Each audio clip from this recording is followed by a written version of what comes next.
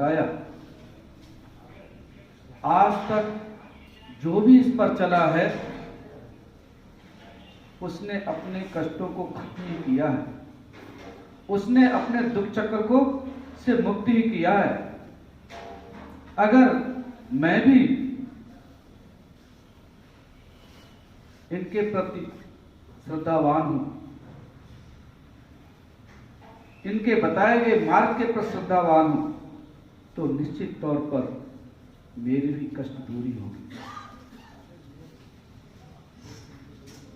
फिर भगवान ने कहा धम्मानुस्मृति, जो धम्म के प्रति स्मृति रखता है, कि जैसे भगवान ने कहा यो मम पश्यति सो धम्मं पश्यति, यो धम्मं पश्यति सो मम पश्यति, अर्थात जो मुझे देखता है वो मेरे बताए गए मार्ग को भी देखता है, और जो मेरे बताए गए मार्ग को देखता है वो निश्चित तौर पर मुझे ही देखता है। अर्थात अभी आपने सील लिए, क्यों बुद्ध परंपरा में शरीर से कोई पवित्र नहीं हो सकता। हम अपने मन को कैसे संयम में रखें, ये जो स्मृति है, जो बार बार स्मृति है, यही हमें अपने आचरण को सुधारने के लिए प्रेरित करती है। अर्थात जैसा व्यवहार हम दूसरों से चाहते हैं, जो अपेक्षाएं हमको दूसरों से हैं, पहले हम उन पर खरा उतरें। यही जो इसके प्रति जो अपनी स्मृति को बराबर रखता है, वो अपने को मानसिक कष्टों से निकाल ही लेता है, शारीरिक कष्टों से ही निकाल लेता है, और अपने को इस दुख चक्र से, भव चक्र से मुक्ति के मार्ग में लगा ही लेता है। फिर भगवान ने कहा संघानुस्मृति, जो संघ के प्रति, संघ क्या है बुद्ध परंपरा में? भिक्षु संघ, भिक्षुणी संघ, उपासक संघ, उपासिका संघ। ये जो संघ है, जो अच्छे लोगों का संघ है, अच्छे लोगों का अर्थात जिसका आचरण अच्छा है, जो स्वयं अपने सुख के लिए सन्मार्ग का आचरण करता है, जिससे दूसरे लोग अपने आप लाभान्वित होते हैं। उन्हें इसकी चिंता नहीं है कि दूसरे कैसे लाभान्वित होंगे, परंतु वह स्वयं उसका जब आचरण करता है तो उसको देख करके दूसरे लोग भी वैसा ही आचरण करने का प्रयास करते हैं। क्यों? या तो हम वैसा आचरण करें, अन्यथा उन लोगों का साथ छोड़ दें। जब हमने संकल्प ही ले लिया है कि हम अपने आचरण को सुधारेंगे, हम अपने रास्ते को सुधारेंगे, तो हम अच्छे लोगों को छोड़ना पसंद नहीं करते। जब अच्छे लोगों को छोड़ना पसंद नहीं करते हैं, तो हमारे जो अकुशल कार्य हैं, जो गलत रास्ता है, जिससे हमको स्वयं को कष्ट होता है, दूसरों को भी कष्ट होता है, हम उन चीजों को छोड़ देते हैं। फिर भगवान ने कहा शीलानुस्मृति, शील, शील की बुद्ध परंपरा में बहुत व्याख्या है। निम्न शील है, मध्यम शील है और उत्तम शील है। हम जो पारिवारिक स्थिति में हैं, अपने उत्तरदायित्वों को ग्रहण करने में लगे हुए हैं, कर्तव्यों को धारण करने में लगे हुए हैं, तो बहुत ज्यादा नहीं, क्योंकि माता पिता को छोड़ नहीं सकते, पुत्र पुत्री, पति पत्नी, भाई बंधु को छोड़ नहीं सकते, परंतु हम अगर थोड़ा भी अपने आचरण में परिवर्तन लाते हैं, तो भगवान कहते हैं कि ये निम्न शीलों में आ जाता है। जो पांच शील ही हैं, क्यों? कि भिक्षु लोग बैठे हैं, सामान्य भाषा में घर छोड़ दिया है, इनके पास कोई उत्तरदायित्व नहीं है, केवल अपने कल्याण करने में लगे हैं और उपासक उपासकों से जुड़े हैं, जो उनका दिया हुआ खाया पहनते हैं, तो उसके बदले में उनको सद्मार्ग बतलाने का काम करते हैं, जिससे वो लोग भी अपने उत्तरदायित्व में निर्वहन करते हुए धीरे धीरे करके कैसे भी करके अपने को दुख चक्कर से निकालते हैं। उस रूप में भगवान कहते हैं जो शीलों को स्मरण रखता है वो अपने आचरण को स्मरण रखता है, क्योंकि आचरण ही शील है। फिर भगवान बुद्ध ने कहा त्यागान स्मृति, त्याग।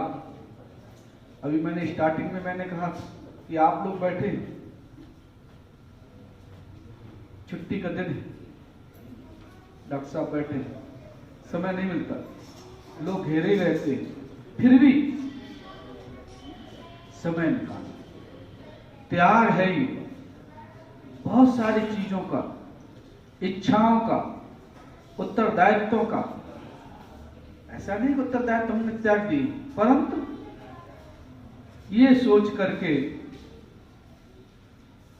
कि जब हम वहां जाएंगे तो हो सकता है एक शब्द ही मेरे लिए काफी हो जो मुझे दुख चक्र से निकालने में काफी हो, मेरे उत्तरदायित्व में निर्वहन करने में काफी हो।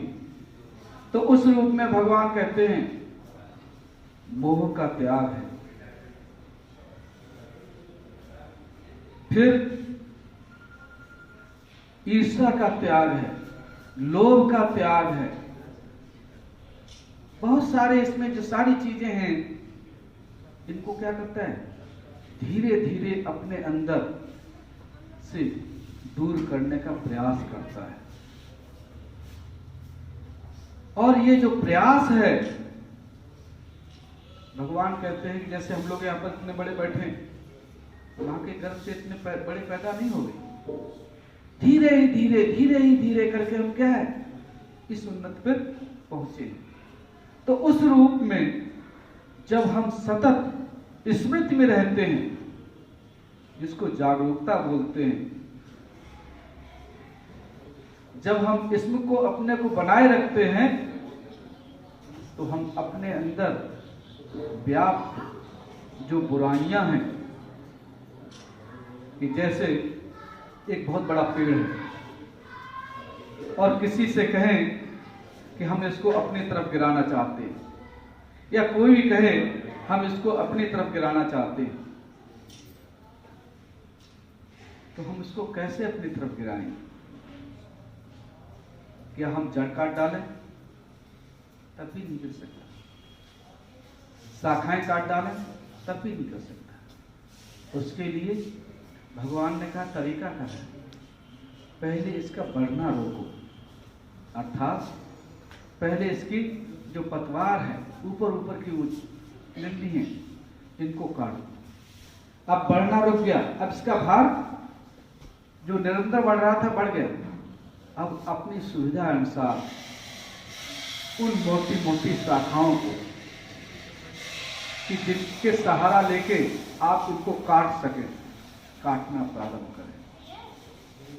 धीरे धीरे करके जब मोटी शाखाएं कट जाएंगी, फिर केवल एक हल्का सा ठूठ रह जाएगा, उसको आप अपनी सुविधा अनुसार जिधर गिराना चाहते हैं गिरा लेंगे। उसी तरह से ये त्याग भी है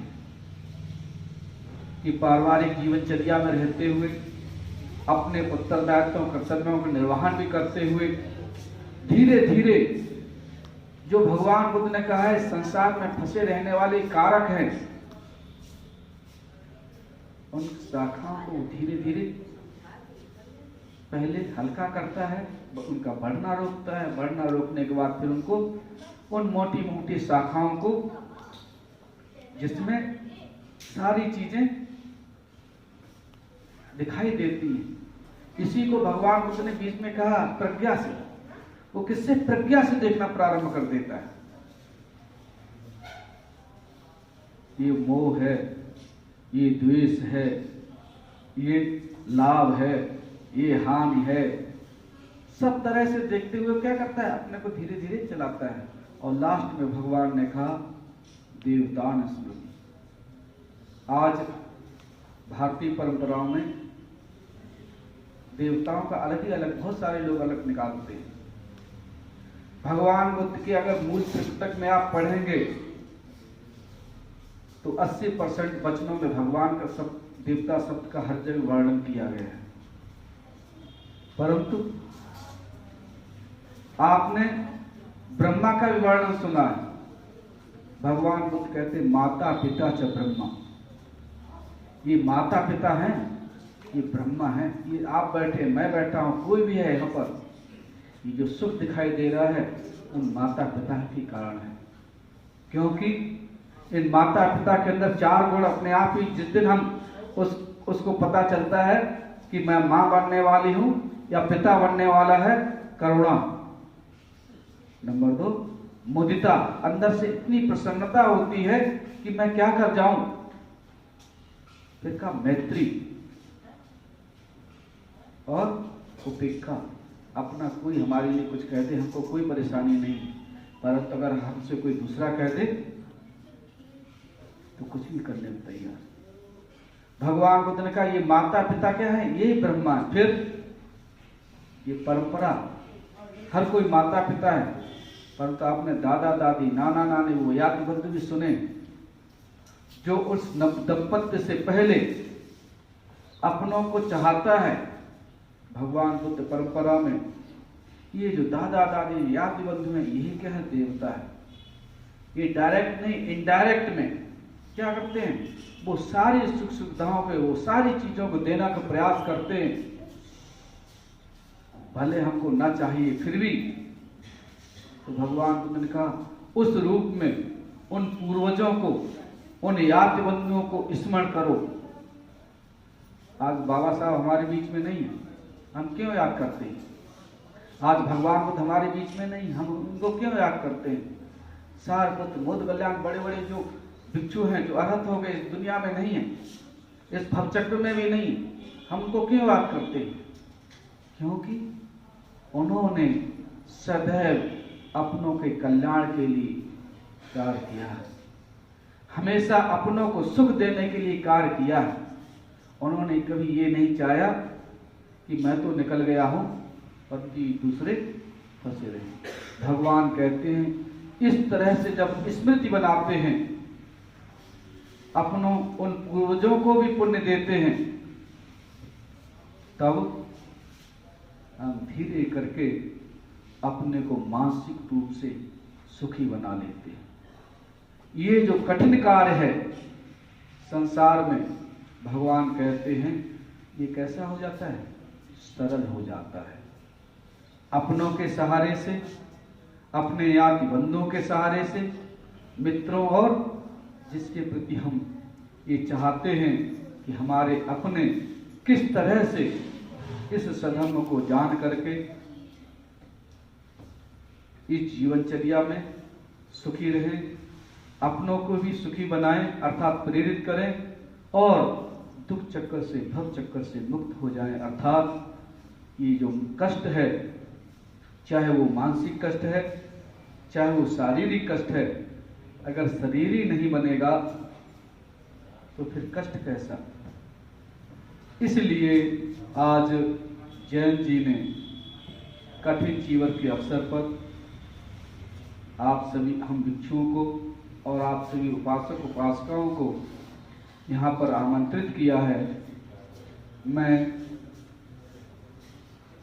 आप सभी लोगों के लिए सुखी, निरोग, दीर्घायु की कामना करते हुए, सधम्म आप लोगों को सधम्म रूपी मार्ग पर चलने के लिए प्रेरित करते हुए, अपने कर्तव्यों का, उत्तरदायित्वों का, जिसमें चाहे पति के प्रति कर्तव्य हो, चाहे पत्नी के प्रति कर्तव्य हो, चाहे माता पिता के प्रति कर्तव्य हो, या बंधुओं के प्रति कर्तव्य हो, उनको निर्वहन करते हुए साथ में भगवान बुद्ध का एक शब्द है,